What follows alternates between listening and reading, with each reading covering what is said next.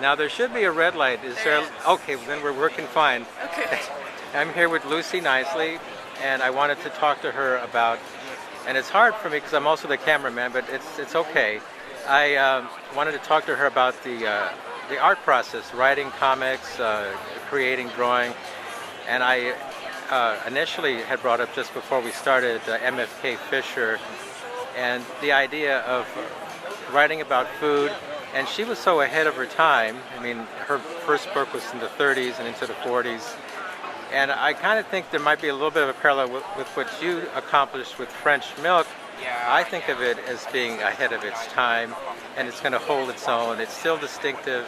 I don't know if there's anyone else that has tried to tackle that again since you've done that.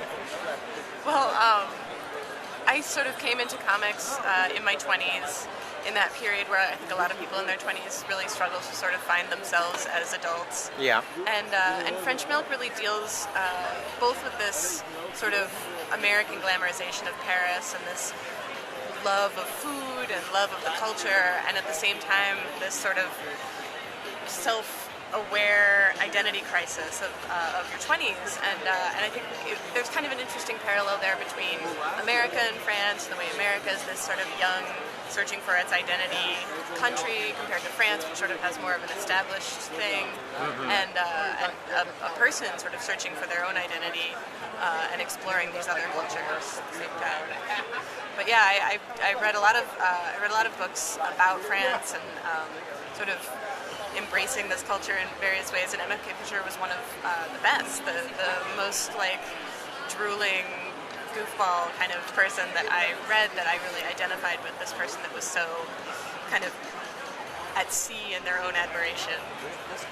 I know you have a book signing, so there's so many questions I could ask you, so I will try to keep it brief, but I wanted to play with the idea of creating comics and what you think about the comics medium, because it's still relatively young. It's still like, I don't know, what is it, maybe an adolescent at this point? I don't even know if it's reached its adolescence yet. Well, this convention is over 40 years old, right? So. Well, but I'm thinking more like the autobio, the alternative comics. Oh, yeah. That mindset, that's still pretty new. And you are in such a great position because you've got such a good grounding. You went to the School of the Art Institute of Chicago and then went on to the Center of Cartoon Studies. So you have a really great sense of what's going on. And so I wonder, well, yes, we all get self-conscious. We wonder, am I really a spokesperson? I don't want to put you on the spot, but I just wonder what you think of where comics are now, and just play with that if you like. I mean, I came from sort of a fine arts background where I learned a great deal about, triptychs in the Renaissance period, and the relation in my mind of that to comics is sort of a direct correlation. Even ancient Egyptian hieroglyphics, it's like the farmer gets up and he farms the land and then he goes to bed, and it's like autobiographical comics right there. Sequential images, linear storytelling in picture form. So I came from this idea of literature and fine art meeting as comics, and I grew up reading things like Archie and Tintin and Asterix and Obelix and stuff. So it always seemed like part of my culture, and always seemed very established to me in a way that I sort of felt like I couldn't break into. I had to choose art or writing. I couldn't break into comics, and I don't know why. I don't know if it had something to do with the sort of mystery of the artist behind the book.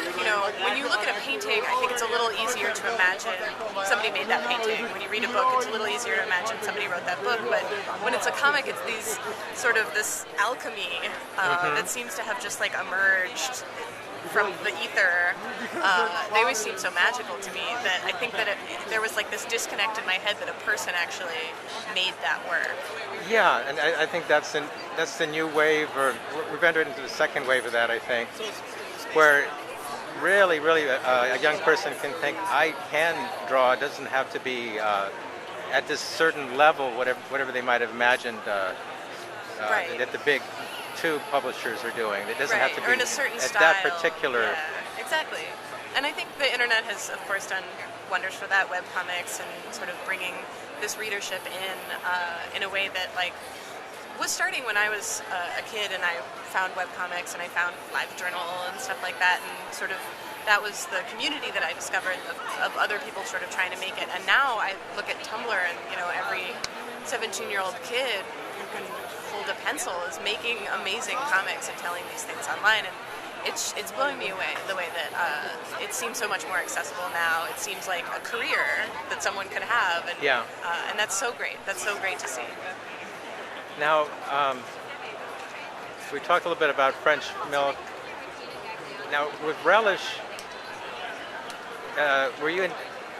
What brought on Relish? Because it seems that this might not be the right word. More polished, or more disciplined, or I think it makes sense because the thinking going in French milk. It's a journal, so it's more free form. Right. So with Relish, it's more focused, or more disciplined, more specific. I think that's the difference in my mind between diary and memoir, basically. That French Milk was this sort of challenge to myself to keep a record of this time and sort of feel my own brain out to try and understand what was going on in my life and around me and record the experiences I was having. So it's much more freeform. And also I was a younger artist. I was just getting out of art school. I didn't have a lot of formal comics education at the time. And I was really still searching for my style. Relish came at a time when I had a little bit more self-confidence in who I was and who I was as an artist and what my style was. And I was thinking of telling a story in memoir form of my memories growing up as a kid in New York City and living sort of amongst these artists and these chefs and these restaurateurs. And when I started to tell these stories, they all were sort of anchored in this memory of what I remembered tasting at the time and the foods that I remembered, something that's always been really important to me.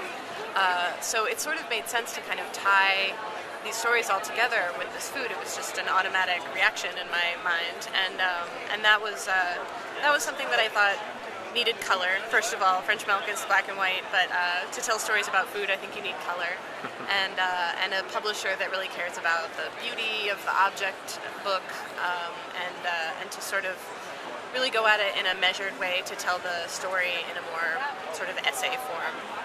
Oh, I think First Second is in a very unique position. Every book is like they've given it a great care in bringing it into the world. So I wanted to end with something new. Can you hint a little bit about what's going on with that? I know it's a ways away before we'll see it. Sure, yes. I actually have 2 more books with First Second that I'm working on, both under contract. The other one is called New Kid.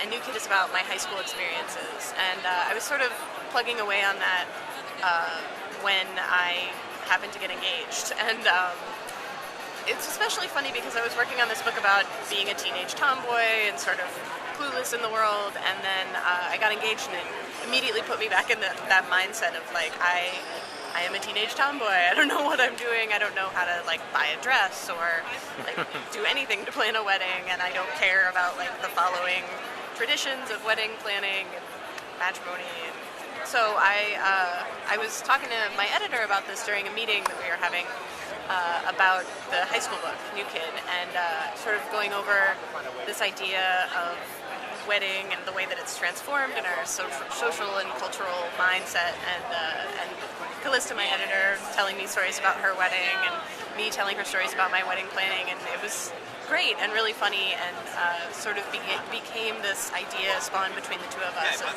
writing a book sort of in the style of Relish, telling funny stories about wedding planning and trying to reach out and connect with people the way that I reached out and connected with people through food in Relish, to reach out and connect people through this idea of this social and cultural matrimony concept, and interspersed with insane DIY projects that I did for the wedding, and instructions on how to be an insane DIYer, I guess. Oh, cool. Thanks. Well, it sounds like a very organic process, and people will relate to it very naturally. I hope so.